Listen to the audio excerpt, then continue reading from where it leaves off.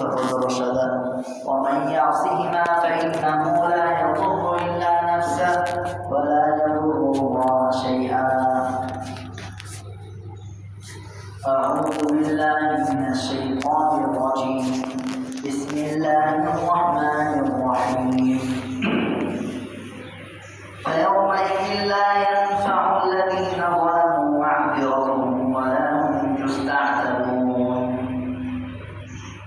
وقال رسول الله صلى الله عليه وسلم: لأعلمن أقواما من أمتي يأتون يوم القيامة من جبال التهام بيضاء فيجعل الله هباء منثورا. الحمد لله. সমস্ত প্রশংসা ওই মহান রব্বুল আলামিনের জন্য, যে আল্লাহ রব্বুল আলামিন আমাদের সকলকে আল্লাহ রব্বুল আলামিন এক ফোঁটা নাপাক পানি থেকে তিনি সৃষ্টি করেছেন নিজ কুদরতে, নিজ ক্ষমতায়, এবং আমাদের সকলকে মায়ের গর্ভে 10 মাস রেখেছেন। আল্লাহ রব্বুল আলামিন এই দীর্ঘ সময়ে তিনি আমাদের কাছে কিছুই জানেন এবং আমাদেরকে তিলে তিলে বড় করেছেন, সময় নিয়ে বড় করেছেন। আদম আলাইহিস সালাম থেকে এ পর্যন্ত পৃথিবীর সকল মানুষের প্রজন্ম ক্ষেত্র, জন্ম যে ক্ষেত্রটা আছে সেক্ষেত্রে সবার সিস্টেম এক। শুধুমাত্র ব্যতিক্রম করেছেন আল্লাহ তাআলা আদম আলাইহিস সালামের ক্ষেত্রে, হাওয়া আলাইহিস সালামের ক্ষেত্রে এবং ঈসা আলাইহিস সালামের ক্ষেত্রে ব্যতিক্রম করেছেন। এছাড়া পৃথিবীর সকল নবী, রাসূল, সাহাবায়ে কেরাম সকলের ক্ষেত্রে একই নিয়ম। আল্লাহ তাআলা আমাদেরকে সৃষ্টি করেছেন মায়ের গর্ভে, সেখানে রেখেছেন আমাদেরকে আস্তে আস্তে। এই কথাটা আল্লাহ তাআলা কোরআনে উল্লেখ করেছেন সূরাতুল মুমিনুন।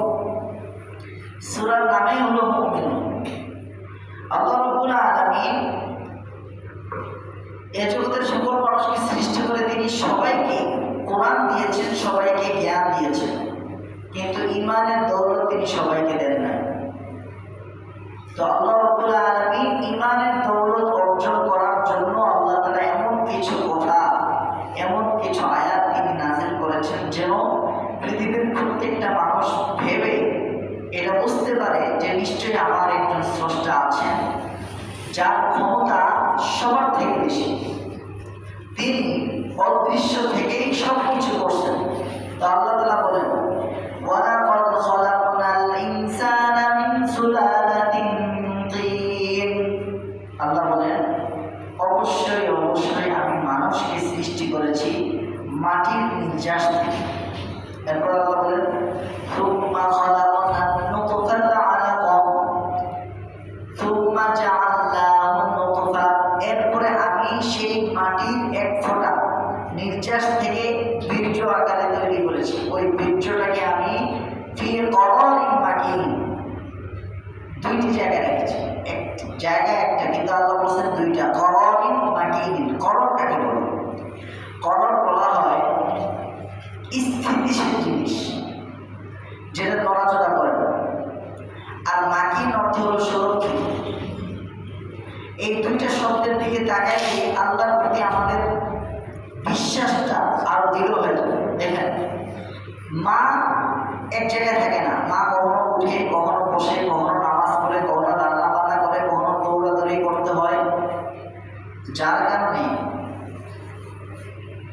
আমাদের যেই তৈরি হওয়ার যে আসল জিনিস এটা নড়াচড়া করতে পারে। কিন্তু আল্লাহ তাআলা এমন জায়গায় রেখেছেন, আল্লাহ বলছেন করর, স্থিতিশীল। তোমার মা যদি উঠা বসা করে তারপরে এটা স্থিতিশীল থাকে, ওটা নড়াচড়া করে না। কেন?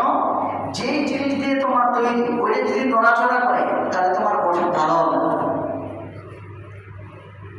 আমরা জানি এই যে ইট তৈরি করে, ইটের ভাটায় মাটি দিয়ে খামিলা করে যখন ইটটা তৈরি করে, ওইটা বৃষ্টি আসলে কিন্তু ইট নষ্ট হয়ে যায়। আবার ইটটা তৈরি করে এমনি ফেলে রাখে না, ওইটা একটা খাঁচার ভিতরে রাখে।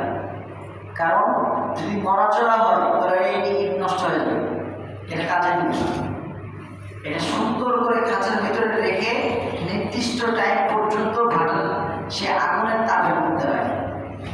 তো আল্লাহ বলছেন বান্দা একবার চিন্তা করো, আমাকে মানতে হবে না, এগুলো পরের কথা, ইমান আনা এটা পরের কথা। একবার ভাবো তোমার সৃষ্টি নিয়ে, যে সর্বপ্রথম আমি তোমার আসল জিনিসটাকে আমি স্থিতিশীল জায়গায় রেখেছি, যেন তোমার মায়ের উঠা বসায়, চলাফেরায়, নামাজে, রুকু সিজদায়, কিয়ামে, যে কোনো অবস্থায় তোমার যেন ক্ষতিটা না হয়, এক জায়গায় রেখেছি। এবার বলছেন মাটি কলরে মাটি। মাটি কাকে বলে? মাটি বলা হয় সুরক্ষিত জায়গা। কেমন সুরক্ষিত?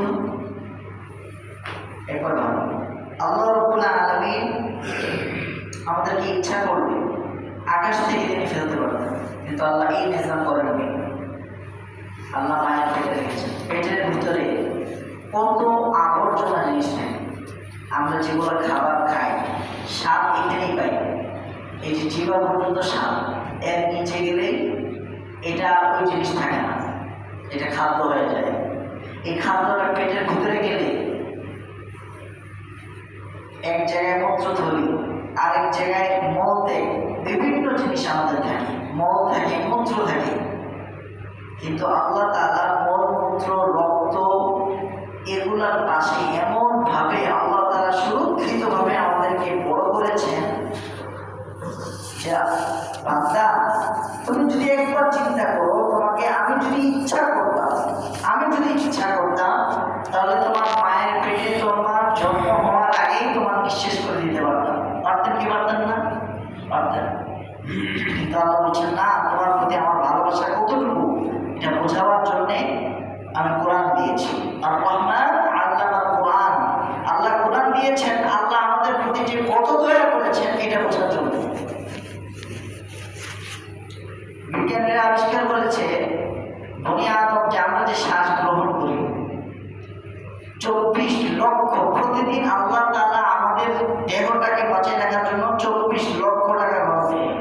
আল্লাহ তাআলা, স্বয়ং আল্লাহ তাআলা আমাদের দেহটাকে বাঁচিয়ে রাখার জন্য 24 লক্ষ টাকা। যদি এটা মানুষের কাছ থেকে কিনতে হইতো তাহলে 24 লক্ষ টাকা দিয়ে একদিন বাঁচতে হইতো, কিন্তু আল্লাহ তাআলা কোনো ফি নেন না। আল্লাহ বলছেন করারিন মাকিন, বান্দা তোমাকে আমি স্থিতিশীল জায়গায় রেখেছি। 1, 2 নাম্বার সুরক্ষিত জায়গায় রেখেছি। তোমার ডিম্বাণু যে জায়গায় তোমাকে আবিষ্কার করেছি, তৈরি করেছি, তার পাশে মলমূত্রের থলি স্পর্শ করতে দেয়নি, তার পাশে রক্ত স্পর্শ করতে দেয়নি, দুর্গন্ধ জায়গা স্পর্শ করতে দেয়নি। তো আল্লাহ কেন করলেন? এটা উল্লেখ করলেন।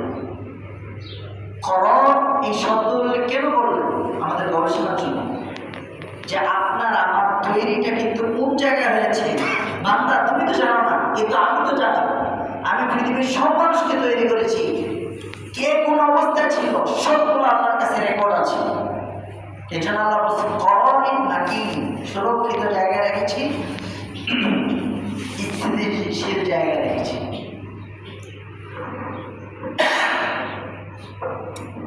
শুধু আমাদেরকে না, হিন্দু, খ্রিস্টান, বৌদ্ধ যাদের আছে পৃথিবীর সবাইকে আল্লাহ তাআলা এই জায়গায় রেখেছেন। এরপর আল্লাহ কি বলেন? সুম্মা খালাকানা নুতফাতা আলাকা, সেই জায়গায় রাখার পর দীর্ঘ 1 মাস এভাবে 40 দিন পার হওয়ার পর সেই নাপাক রক্তটাকে আমি, নাপাক বীর্যটাকে আমি আলাকা জমাট রক্তে পরিণত করেছি। 40 দিন সময় কেন দিলেন আল্লাহ? যে আল্লাহ বলছেন ইন্নামা আমরুহু ইযা আরাদা শাইআ, নিশ্চয়ই আল্লাহর ক্ষমতা এত বেশি, যখন তিনি কোনো জিনিস বাস্তবায়ন হওয়ার ইচ্ছা করেন, আইন ইয়াকুলা, সেই জিনিসের উদ্দেশ্যে তিনি শুধু বলেন কুন, কাফ কুন, একটু বললেই ফায়াকুন, সেটা হয়ে যায়। কত তাড়াতাড়ি হয়ে যায় এটা আল্লাহ কোরআনে ব্যাখ্যা দিয়েছেন। ওয়ামা আমরুস সাআতি ইল্লা কালামহিল বাসরি আও হুয়া আকরাব, বান্দা তোমার চোখের যে 2টা পাপড়ি আছে, আল্লাহ বলছেন লামহিল বাসর, বাসর বলা হয় দৃষ্টি, আল্লাহ বলা হয় চোখের পাতা। এই যে চোখের পাতা যে আমরা ফেলি, সেকেন্ডে সেকেন্ডে এই চোখের পাতার কথা আল্লাহ কোরআনে বলছেন যে বান্দা তোমার চোখের পাতা ফেলতে যতটুকু সময় লাগে এর থেকেও অধিক সময় ইচ্ছা করলে আমি সমগ্র মানুষকে মেরে ফেলে সবাইকে জীবিত করে এক মাঠের মধ্যে আমি উপস্থিত করতে পারি। আমার ক্ষমতা এত বেশি এবং এত দ্রুত কার্যকর হয়। তাহলে যে আল্লাহ তাআলা এত দ্রুত পারেন, ওই আল্লাহ তাআলা 40 দিন সময় দিলেন কেন?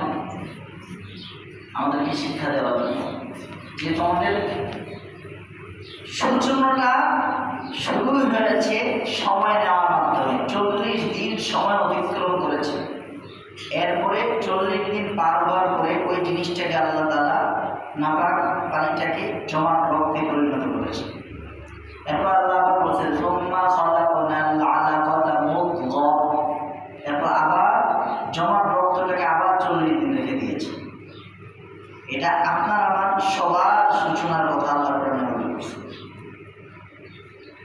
যে আবার সেই জমাট রক্তকে আমি আবার 40 দিন রাখলাম। সুম্মা শব্দটা বোঝায় যেটা দীর্ঘমেয়াদী কাজ হয়, তার মাঝখানে সুম্মা আসে।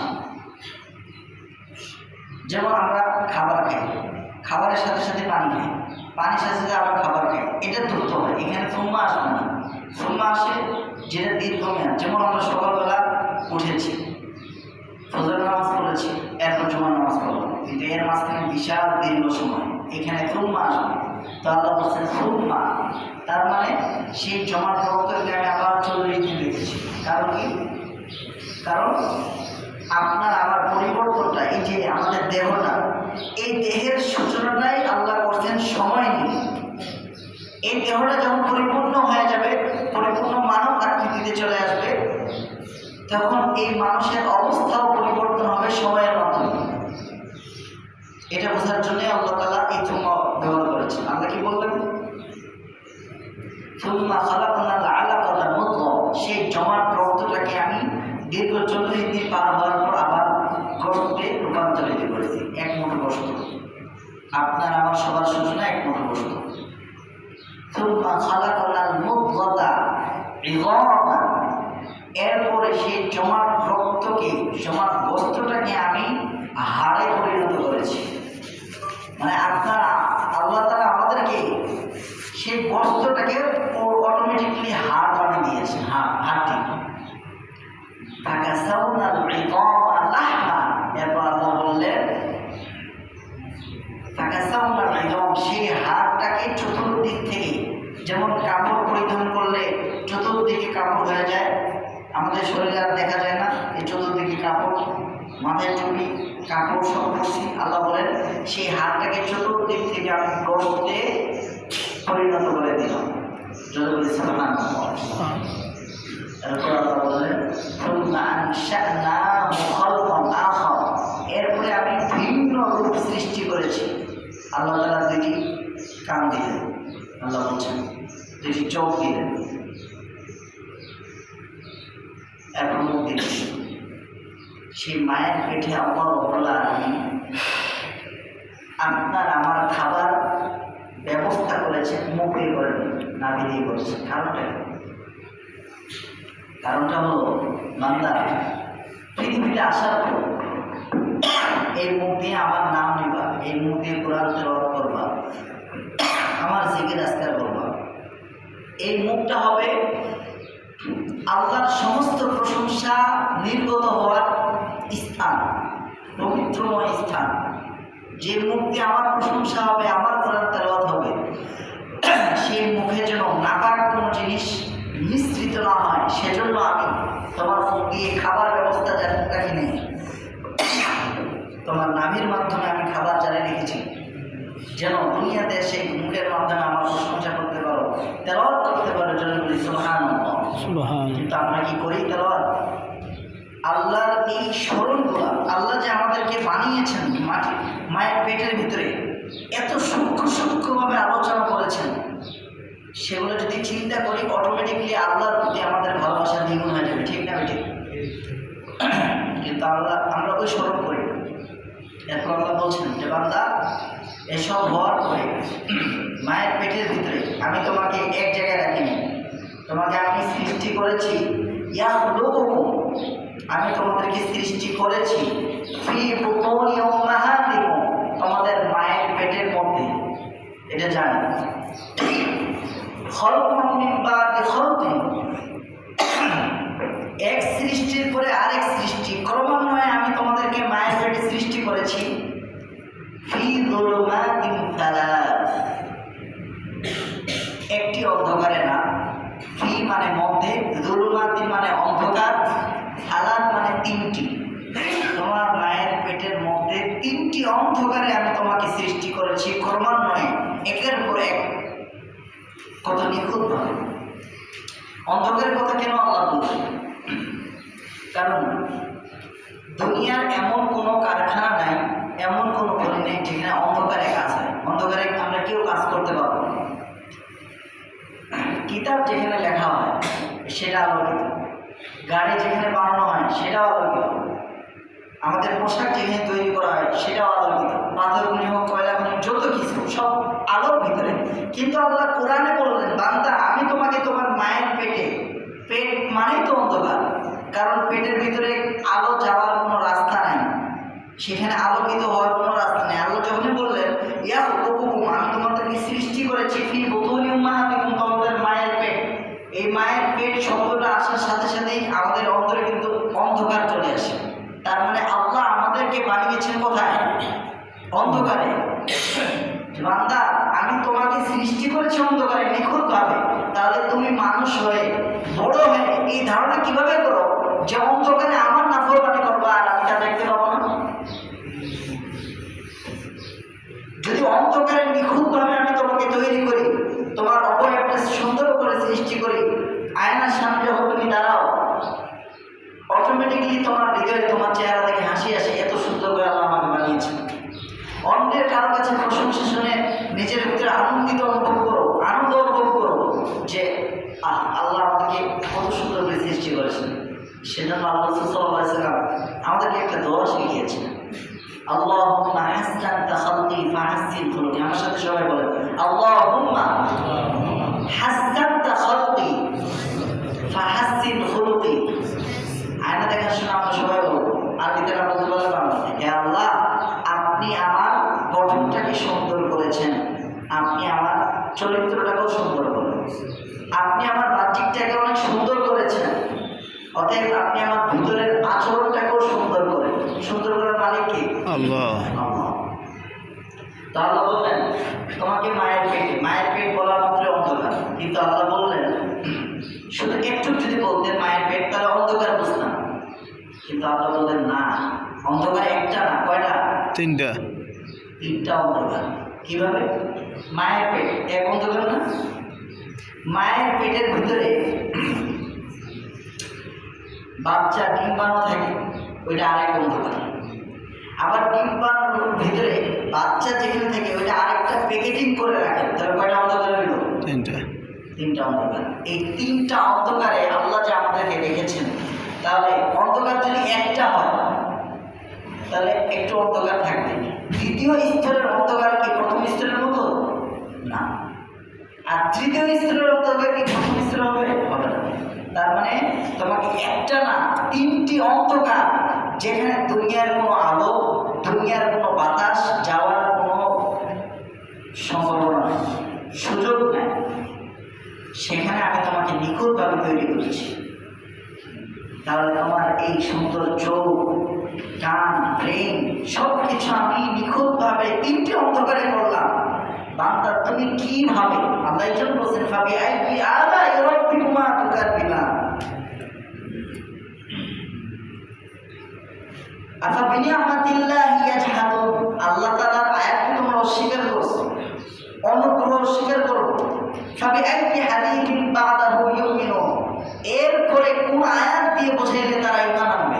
আল্লাহ নিজে আশ্চর্য হয়ে গেছে যে এত কিছু বলার পরও আমরা সবাই বুঝতেছি যে আল্লাহ আমাদেরকে কত নিখুঁতভাবে অন্ধকারে সৃষ্টি করেছে, নিখুঁতভাবে। ফি যুলুমাতিন সালাস, তিনটি অন্ধকার। আল্লাহ বলছেন বান্দা আমি তোমাকে সৃষ্টি করেছি। আচ্ছা বলেন, সৃষ্টি করা বেশি শক্তিশালী, বেশি জ্ঞানের ব্যাপার, না সৃষ্টির উপর কোনো কাজ বাস্তবায়ন করা? সৃষ্টি করা সব থেকে কঠিন, কারণ আমরা জানি পৃথিবীর সব মানুষ মানুষ এটা করতে পারে, সেটা কত সব কিছু করতে পারে, বিল্ডিং করতে পারতেছে, মানুষ হেলিকপ্টার তৈরি করতে পারতেছে, কত যানবাহন আবিষ্কার করতে পারে, কিন্তু সৃষ্টি কি কেউ করতে পারে না। সৃষ্টি এটা একমাত্র আল্লাহ তাআলা নিজ হাতে রেখে দিয়েছেন। তা আপনার আমার সৃষ্টির সূচনা আল্লাহ বলে দিয়েছেন, অন্ধকারে আমি তোমাকে সৃষ্টি করেছি নিখুঁতভাবে। অতএব এই কোরআন অনুধাবন করে কোনোভাবেই আমাদের অন্তরে এটা যেন না আসে যে মানটা আমি তোমাকে দেখছি না, এটা যেন তোমার অন্তরে না আসে। অতএব এই ঈমান ছিল ইউসুফ আলাইহিসসালামের মতো, তার ভিতরে এই ঈমান ছিল, যার কারণে আল্লাহ রাব্বুল আলামিন শুধুমাত্র সৃষ্টির কথাই উল্লেখ করেননি। আল্লাহ বলছেন, বান্দা এই সৃষ্টির কথা উল্লেখ করার পর কেমন ঈমান আনতে হবে এটা যদি তুমি না বুঝো, তাহলে ইউসুফ আলাইহিসসালামের জীবনী পড়ো। ইউসুফ আলাইহিসসালাম ছোটকাল থেকে, যিনি 10 থেকে 12-15 বছর পর্যন্ত জুলাইখার ঘরে ছিলেন, সেবক হিসেবে ছিলেন, খাদিম চাকর, কিন্তু ইউসুফ আলাইহিসসালামের সৌন্দর্য দেখে সে অবাক হয়ে যেত। এক সময় তার সাথে তার মন বাসনা কামনা করার জন্য এতটাই সে পাগল করা হয়ে গেছে। তার স্বামী মন্ত্রী ছিল, তার স্বামী ডিউটিতে গেছে। জুলাইখা তার বাদিকে বলছে যে ইউসুফকে নিয়ে আসো আমার কামরায়, আর প্রত্যেকবার আসার সময় উল্টো দিক থেকে কামড়া দিবা। তো ইউসুফ আলাইহিসসালাম আসতেছেন। এখন বিলকিস যেখানে থাকে, জুলাইখা যেখানে থাকে, এখানে আসার পর্যন্ত 7টা দরজা, 7টা থেকে 8টা দরজা আপনার প্রতিবন্ধক হয়ে আছে। তার মানে জুলাইখার এখানে আসতে হলে 8টা দরজা পার হয়ে আসতে হবে। আর জুলাইখা বলছে তুমি আসবা আর তালা মারা দিবা, প্রত্যেকটা গেটে তালা মারা দিবা যেন সে বের হইতে না পারে। ইউসুফ আলাইহিসসালাম আসছেন, গেট তালা মারা দিচ্ছে, দ্বিতীয় গেটে আসছেন, তালা মারা দিচ্ছে, তৃতীয় গেটে এইভাবে তালা মারতে মারতে সব শেষে যখন চলে আসছেন, এখানে 7টা থেকে 8টা দরজা সবগুলাই তালা মারা। ইউসুফ আলাইহিসসালাম চলে আসছেন। তো উনি এতটা ভদ্র, আল্লাহ তাআলা কতটা সেভ করেছেন এবং ওনার ভিতরে কতটা ঈমান ছিল। জুলাইখা তার মন বাসনা পূর্ণ করার জন্য ইউসুফ আলাইহিসসালামের সামনে তার কাপড় খুলে দিয়েছে, খুলে দিয়ে সামনে গেছে।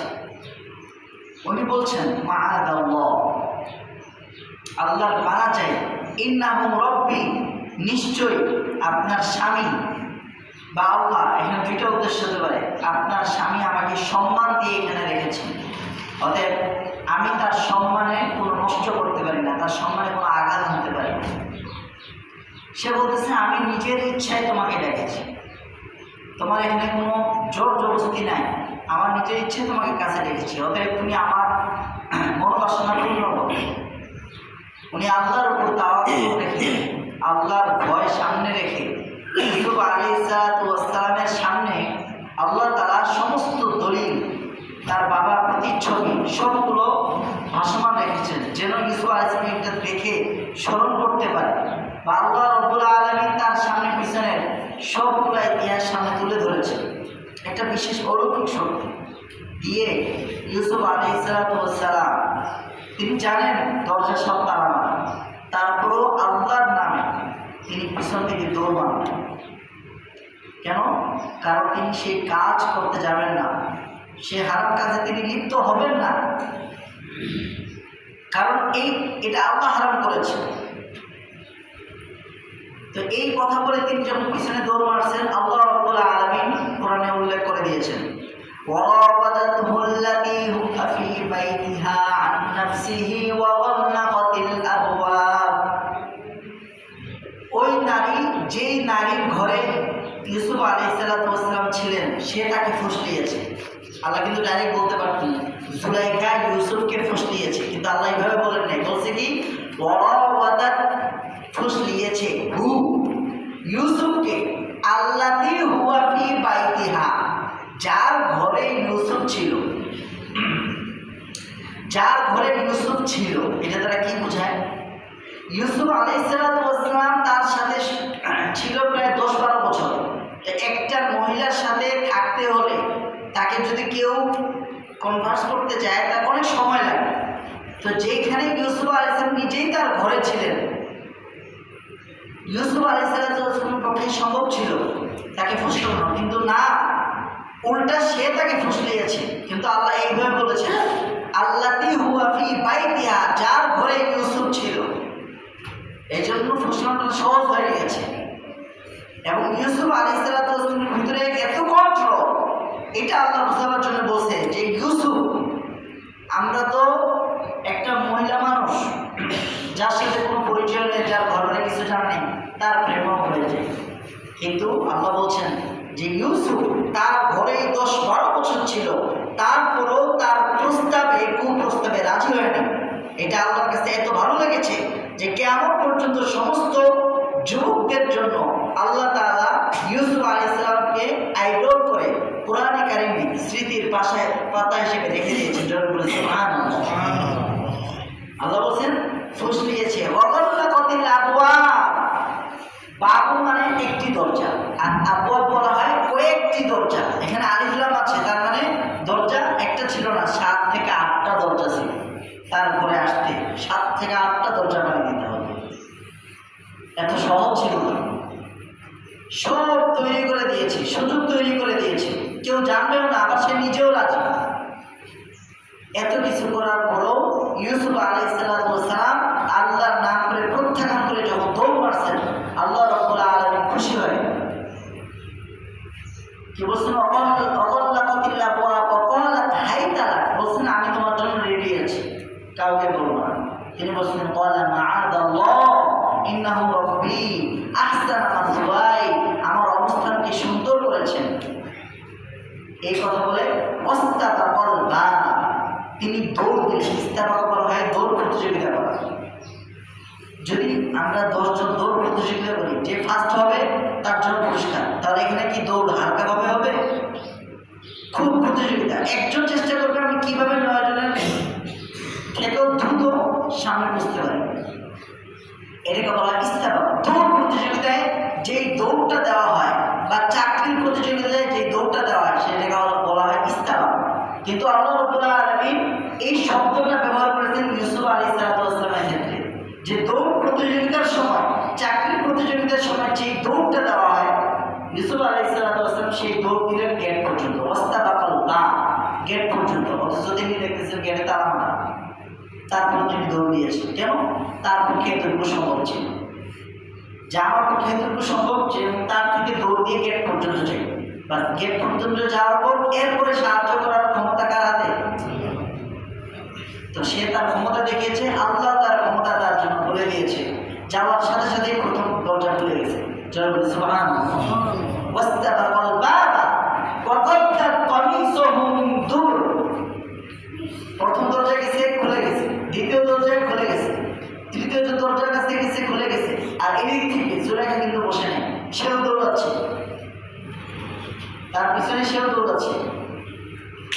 দৌড়াইতে দৌড়াইতে সব দরজা যখন খুলে গেছে, লাস্টের দরজায় তালা মারা ছিল। আচ্ছা, যে আল্লাহ তাআলা 7টা দরজার তালা খুলে দিলেন, ওই আল্লাহ তাআলা কি ওই দরজার তালা খুলে দিতে পারতেন না? কিন্তু ওইটা খুলে নেয়। এখানেই ইন্টারেস্টিং বিষয় যে আল্লাহ তাআলার কত হিকমত এখানে লুকাই আছে কোরআনে কারিমে শব্দে শব্দে। আমাদের বোঝা মুশকিল। আল্লাহ তাআলা সব দরজা তালা খুলে দিলেন, ওইখানে আবার খোলা নেই। যখন খোলেন নাই, দরজার কাছে গেছে, তালা খুলে না, ইউসুফ আলাইহিস সালাম আটকে গেছে। আর পিছন থেকে জুলাইখা আসে, তার কাপড়টা এইভাবে ধরছেন, টান দিচ্ছেন, ছিঁড়ে গেছে, কাপড় পিছন থেকে ছিঁড়ে গেছে, দরজা খোলা না। ওই দিক থেকে তার স্বামী, জুলাইখার স্বামী চলে আসছে গেটে। গেটে আসে, গেট খুলছে। গেট খোলা মাত্র আল্লাহ বলছেন আল ফায়া সাইয়্যিদাহা লাদাল বাব, তারা দুইজনেই তাদের সাইয়্যিদ, একজনের স্বামী আর একজনের মহিলা। কারণ জুলাইখার স্বামী আর ইউসুফ আলাইহিস সালাম ছিলেন চাকর হিসেবে, খাদেম হিসেবে। কিন্তু তার মামলা ছিলেন, মনিব ছিলেন। তো আল্লাহ বলছেন তারা তার মালিককে লাদাল বা গেটের কাছে পেল, গেটের কাছে পেয়েছে। যদি এমন হইতো আল্লাহ তারা আগে খুলে দিতেন তাহলে কি হইতো, বিষয়টা স্পষ্ট হয়ে যেত যে ইউসুফ আলাইহিস দৌড়াচ্ছেন, পিছনে জুলেখা, অপরাধী জুলেখা, এটা সাব্যস্ত হয়ে যেত। কিন্তু আল্লাহ তাআলা হিকমতটা একটু উল্টাই দিয়েছে। যখন দরজা খুলে দেখছে ইউসুফ আলাইহিস সালাম আর জুলেখা দেখলো তার স্বামীকে, তার স্বামী দরজার সামনে, তখন তার স্বামী জুলেখার কথা বলা শুরু করছে। ইউসুফ আলাইহিস কিছু বলেন, জুলেখা বলল মা জাযাউ মান আরাদা বিআহলিকা সুআন ইল্লা আন ইউসজানা ওয়া আযাবনা। আপনার স্ত্রীর সাথে যে খারাপ কাজ করার ইচ্ছা করছে তার শাস্তি যন্ত্রণাদায়ক বেত্রাঘাত এবং কারাবন্দী ছাড়া আর কি হতে পারে। মানে এই ইউসুফ আমার সাথে খারাপ কাজ করার ইচ্ছা করছে, অতএব তাকে জেলখানায় বন্দী করেন অথবা তাকে কঠিন শাস্তি দেন। এই কথা কে বলে উঠছে? জুলাইখা। কেন? চোরের মনে পুলিশ, সে আগেই কথা বলে উঠছে। তো আল্লাহ তাআলা আগে ঘটনাটা এই জন্য আসছে, আজকে ঘটনা বলার উদ্দেশ্য না। উদ্দেশ্য হলো আল্লাহ আগেই বলছেন কোরআনে যে বান্দা আমি তোমাকে মায়ের গর্ভে তিনটি স্তরের অন্ধকারে আমি তোমাকে সৃষ্টি করেছি। এটার প্রতি যদি ঈমান না নেয়, বিশ্বাস না হয় তেমন, তাহলে আমি তোমাদেরকে ইউসুফ আলাইহিস সালামের ঘটনা তোমাদের সামনে উল্লেখ করতেছি যে ঈমান যদি আনতে হয় এমন ঈমান আনতে হবে যে পৃথিবীর সবাই দেখুক না কেন, কেউ দেখুক বা না দেখুক, আল্লাহর হুকুমের অমান্য আমি কখনোই করতে পারি না। 2 নম্বরে আমি কখনোই করতে পারি না, আমি অন্যের কোনো হক কখনোই নষ্ট করতে পারি না। এটা আমার পক্ষে কোনোভাবেই সম্ভব না। এই জিনিসটা যদি আমাদের ভিতরে আসে আমরা সাকসেসফুল হয়ে যাব। আল্লাহ রাসূল সাল্লাল্লাহু আলাইহি ওয়াসাল্লাম বলেছেন লা আমালান্না মিন আকওয়ামান মিন উম্মতি, আমার উম্মতের কিছু সম্প্রদায়কে আমি জানি যারা কিয়ামতের ময়দানে ইয়াতুনা ইয়াউমাল কিয়ামা, কিয়ামতের ময়দানে উপস্থিত হবে বিহাসানাতি আ'মালি জিবালি তিহা হাবাইমা, তিহা নামক পাহাড়ের মতো বিশাল বিশাল সুন্দর সুন্দর আমল নিয়ে, সাদা সাদা আমল নিয়ে কিয়ামতের ময়দানে উপস্থিত হবে। কিন্তু আল্লাহ তাআলা এত সুন্দর সুন্দর পাহাড়ের মতো বড় বড় সাদা ভালো ভালো আমলগুলোকে আল্লাহ তাআলা ফায়াজআলুল্লাহ হাবান মানসুরা, বিক্ষিপ্ত ধুলিকণা বালুকণা যেগুলো উড়ে বেড়ায়, যেগুলোর কোনো কাজ হয় না, এই সমস্ত বালুকণার মতো ধুলিকণার মতো আল্লাহ তাআলা উড়িয়ে দিবেন। সাওবান রাদিয়াল্লাহু তাআলা জিজ্ঞাসা করলেন ইয়া রাসূলুল্লাহ সিফহুম লানা জান্নিহুম লানা লিআল্লা নাকুনা মিনহুম ওয়া নাহনু লা না'লাম। আপনি আমাদের কাছে বর্ণনা করুন এই লোকগুলা কারা হবে, যেন আমরা আমাদের অজ্ঞতাবশত তাদের অন্তর্ভুক্ত না হই, আমরা যেন তাদের মতো না হয়ে যাই। তখন আল্লাহ রাসূল সাল্লাল্লাহু আলাইহি ওয়াসাল্লাম বললেন এরা হলো আম্মা ইখওয়ানুকুম ফাহুম ইখওয়ানুকুম, তারা তোমাদের ভাই, তারা তোমাদের মতোই, তোমাদের চেহারার মতোই, তারা তোমাদের মতো রাতে ইবাদত করে, দিনও ভালো কাজ করে। কিন্তু আম্মা ইদা খালাউ ফাবিহুরমাতিল্লাহ ইনতাহাকু, কিন্তু তারা যখন একাগ্রতা অবলম্বন করে একা থাকে তখন তারা আল্লাহর অবাধ্য জিনিসগুলোকে, সব অবাধ্য জিনিস করতে থাকে, আল্লাহর সমস্ত নিষেধ করা জিনিস তারা অগাধ করতেই থাকে। আল্লাহর হারাম হারাম কোনো কিছু মানে না, কিন্তু মানুষের সামনে আসলে ভালো, কিন্তু একা থাকলে গুনাহ। তারাই কিয়ামতের ময়দানে ভালো ভালো আমল নিয়ে উপস্থিত হবে, কিন্তু আল্লাহ তাআলা এটা গ্রহণ করবেন না, এটা ধুলার মতো পুড়াই দেবেন। তো আল্লাহ রাব্বুল আলামিন আমাদের সবাইকে জানেন। আমরা মানুষ, সব সময় আমাদের সাথে সবাই থাকে না। দিনের বেলা থাকলেও রাতের অন্ধকারে আমরা একা থাকি, বা দিনের বেলা আমরা একা থাকি, আমাদের অফিস কক্ষে আমরা একা থাকি। আমাদের একা থাকার অনেক সুযোগ আল্লাহ তাআলা করে দেন। এটা আল্লাহ আমাদেরকে পরীক্ষা করার জন্য যে বান্দা তুমি এই সময় কি ভাবতেছো। অতএব আল্লাহর কাছে আমরা দোয়া করি যে কখনোই মানুষের সামনে থাকি বা একাকী থাকি, কখনোই আমরা যেন আমাদের দ্বারা কোনোভাবে খারাপ কাজ না হয়ে যায়, বিশেষভাবে আল্লাহ যেগুলো নিষেধ করেছেন সেগুলো যেন না হয়ে যায়। আর যদি কখনো হয়ে থাকে তার সাথে সাথে আল্লাহর কাছে যেন আমরা তওবা করি। কেন?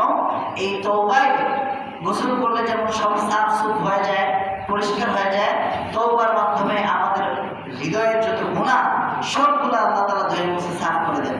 আল্লাহ রাব্বুল আলামিন আমাদের সবাইকে এই কথাগুলো